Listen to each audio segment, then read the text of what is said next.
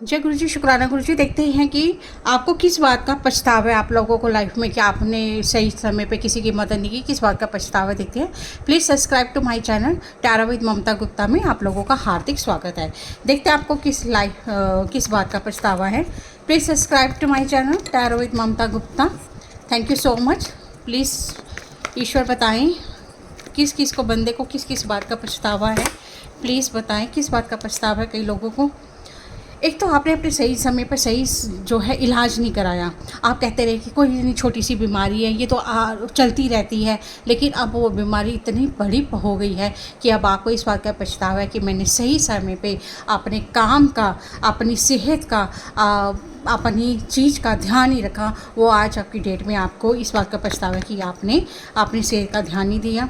और इस बात का पछतावा है कि जो भी आपने ईश्वर से प्रार्थनाएं की थी वो जो है आपकी पूरी हुई, लेकिन उन पूरी बातों का आपने जो है फ़ायदा नहीं उठाया। ईश्वर ने आपको रास्ते दिखाए, ईश्वर ने आपका साथ दिया, लेकिन आपने अपनी अक्कड़, अपने ईगो के कारण मैं क्यों रहूँ, मैं क्यों करूँ, आपको अब इस बात का पछतावा है।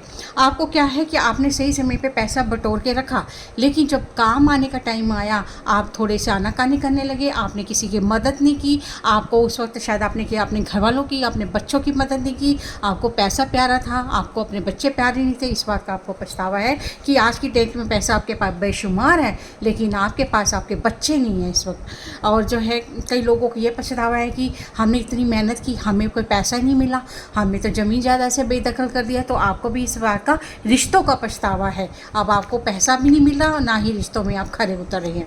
और कई बातों में ये पछतावा है कि आप एक ही बात पे अड़े रहे कि रीति रिवाज, कि समाज क्या करेगा, रीति रिवाज, रीढ़ रिवादी, आप इन्हीं झमेले में फंसे रहे। तो जो क्या हुआ कि आप अपने आप को सभी से कट ऑफ करते गए और लोग आपको अब कुछ नहीं समझते। अब आपको इस बात का पछतावा है कि आपने किसी के सुख में, किसी के दुख में, किसी की खुशी में आपने साथ नहीं दिया। अब इस बात का आपको पछतावा हो रहा है कि मैंने ये सब अब क्या कर दिया।